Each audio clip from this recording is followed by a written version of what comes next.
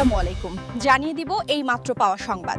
প্রথমেই বলে দিচ্ছি সংবাদ শিরোনাম, এরপর বলবো বিস্তারিত। সব রেকর্ড ভেঙে চুরমার, সরাসরি গ্রেফতার হলেন সেনাপ্রধান জেনারেল ওয়াকারুজ্জামান। বেইমানের ফল যে কতটা ভয়াবহ হয়, আজ কি তা হাড়ে হাড়ে টের পাচ্ছেন তিনি। মাঝরাতে ঝোপ বুঝে কোপ দিয়ে পুরো দৃশ্যপট বদলে দিল নিষিদ্ধ ছাত্রলীগ। কেন হঠাৎ এই সামরিক অভ্যুত্থান, আর পর্দার আড়ালে আসলে কি ঘটেছিল? ইতিহাসের সবথেকে বড় এই রোমহর্ষক সত্য জানতে ভিডিওটি শেষ পর্যন্ত দেখুন। আরও জানাব, পশ্চিমবঙ্গে ঢিনে পড়ল মমতা ব্যানার্জির শক্তি ঘাঁটি। ২০৮ আসনে বিজেপির বিশাল জয়, মাত্র ৭৯ আসনেই সীমাবদ্ধ তৃণমূল। বদলে যাচ্ছে পুরো বাংলার রাজনৈতিক চিত্র। এতক্ষণ শুনছিলেন শিরোনাম, এখন বলবো বিস্তারিত। তাই ভিডিওটিতে একটি লাইক দিয়ে চ্যানেলটা সাবস্ক্রাইব করে সম্পূর্ণ ভিডিওটা মনোযোগ দিয়ে দেখতে থাকুন। বাংলাদেশ আজ এক অভাবনীয় সামরিক অভ্যুত্থান আর সব সমীকরণ ওলটপালট করে দেওয়া এক ঐতিহাসিক ঘটনার সাক্ষী হয়ে থাকল।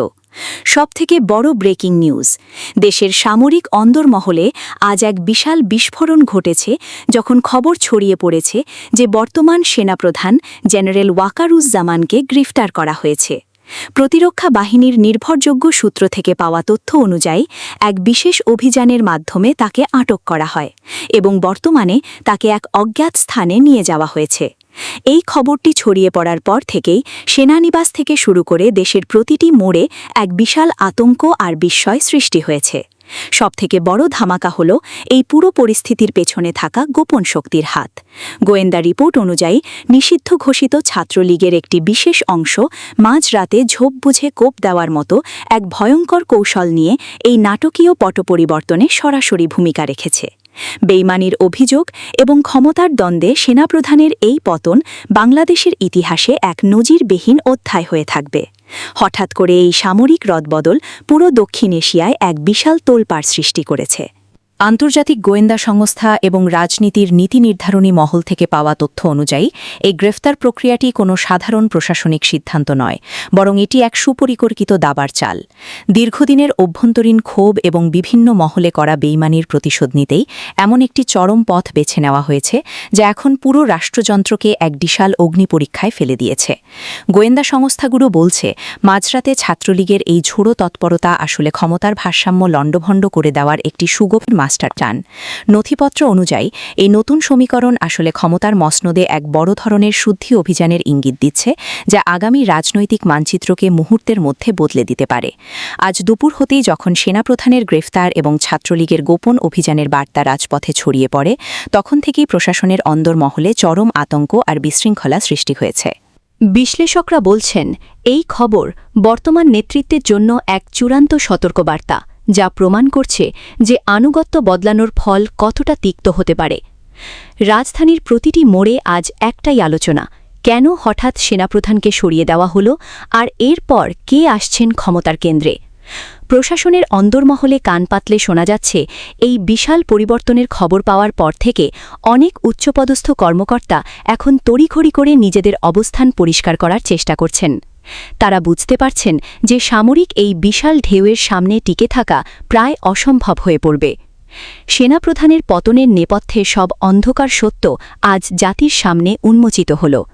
আপনারা কি মনে করেন, এই নতুন সামরিক সমীকরণ কি দেশের স্থিতিশীলতা ফিরিয়ে আনবে? আপনাদের মূল্যবান মতামত নিচের কমেন্ট বক্সে অবশ্যই লিখুন। ব্রেকিং নিউজের প্রতিটি আপডেট সবার আগে পেতে ভিডিওটি এখনই শেয়ার করুন এবং আমাদের সাথেই থাকুন।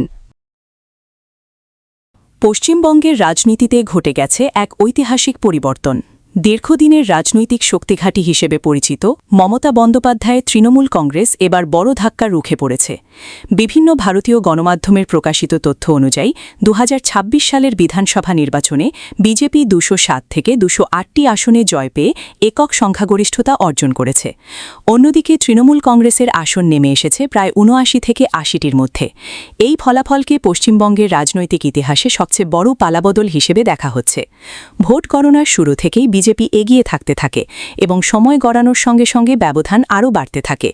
কলকাতা থেকে শুরু করে উত্তরবঙ্গ, জঙ্গলমহল এবং সীমান্তবর্তী বহু এলাকায় বিজেপির শক্তি অবস্থান লক্ষ্য করা গেছে। নির্বাচন পরবর্তী প্রতিক্রিয়ায় মমতা বন্দ্যোপাধ্যায় অভিযোগ করেছেন, নির্বাচন কমিশন এবং কেন্দ্রীয় বাহিনী বিজেপির পক্ষে কাজ করেছে। তিনি দাবি করেন, একাধিক আসনে অনিয়ম হয়েছে এবং ভোট প্রক্রিয়ায় কারচুপির মাধ্যমে বিজেপিকে সুবিধা দেওয়া হয়েছে। তবে বিজেপি এসব অভিযোগ পুরোপুরি অস্বীকার করেছে। দলটির নেতারা বলছেন, পশ্চিমবঙ্গের মানুষ পরিবর্তনের পক্ষে রায় দিয়েছে এবং উন্নয়ন, দুর্নীতিবিরোধী অবস্থান ও নিরাপত্তা ইস্যুতেই মানুষ বিজেপিকে ভোট দিয়েছে।